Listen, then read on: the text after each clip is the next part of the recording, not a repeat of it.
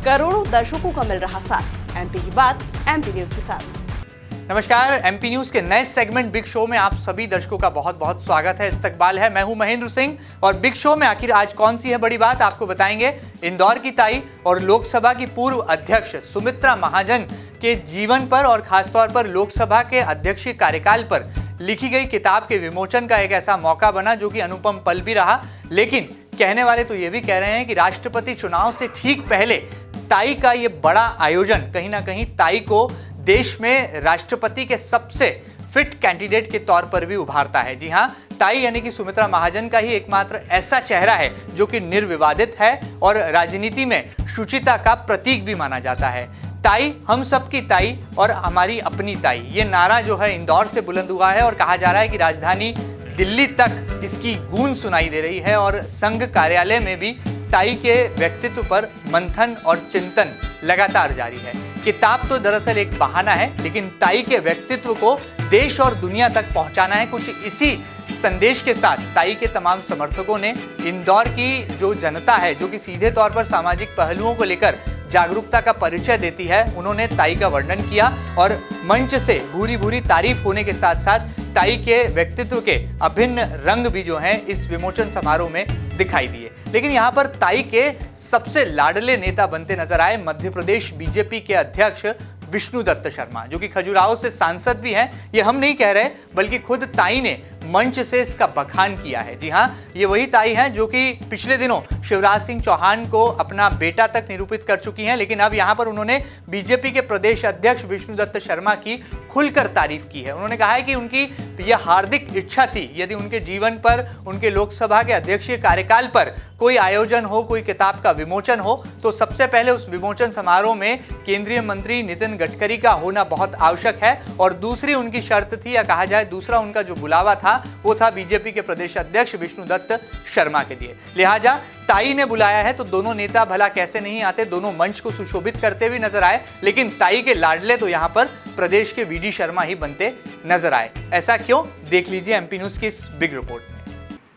इसलिए प्रभात प्रकाशन को काम दिया और आज जब पुस्तक का विमोचन होना था तो सच बताती हूँ, क्योंकि मैंने हमेशा कर्तृत्व को नमन किया है, माता अहिल्या को नमन करती हूँ कर्तृत्व को लेकर,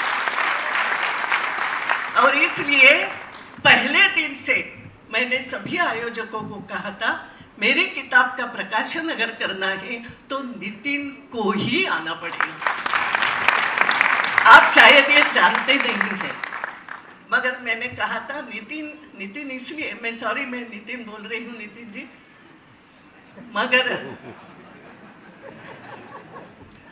उनका जो काम मैंने सालों साल से देखा है, जिस तरीके से काम करते हैं, कोई भी विभाग दे दो, कोई भी काम दे दो, अध्यक्ष बनाओ, राष्ट्रीय अध्यक्ष बनाओ, मंत्री बनाओ या कुछ भी बनाओ, नितिन जी, और समझते भी इतने जल्दी है।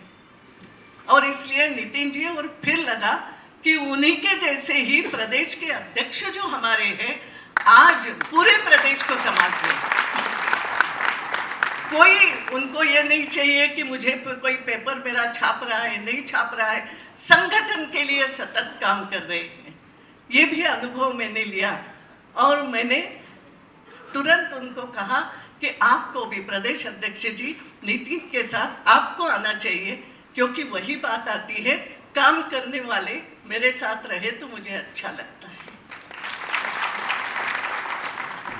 अब बात जो शंकर जी बोल रहे थे, आपको मैं चाहूंगी कि देखो आपके मन में है, बहुत दिनों से मैं सुन रही हूँ कि पद्म भूषण मिला, ताई का बड़ा सम्मान। किसका सम्मान करोगे मुझे बताओ। मैं क्यों आज इस स्थान पे हूँ, मैं क्यों 8 बार जीती, क्या मैं अकेली जीती, क्या आप मेरे साथ नहीं थे क्या?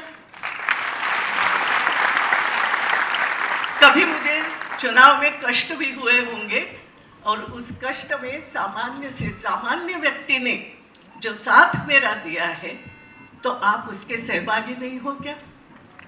यहाँ पत्रकार बैठे हैं, मैं कई बार डांटती भी हूँ, नाराज भी करती हूँ सबको, फिर भी जो अच्छा लिखना वो अच्छा वो आप लिखते ही रहे ना। यहाँ कई ऐसे सामाजिक कृपा शंकर जी जैसे लोग बैठे हैं, मेरे पार्टी के नहीं हैं, लेकिन मैं अच्छा काम करती हूँ तो वो सार्वजनिक रूप से उसके लिए अच्छा बोलते हैं।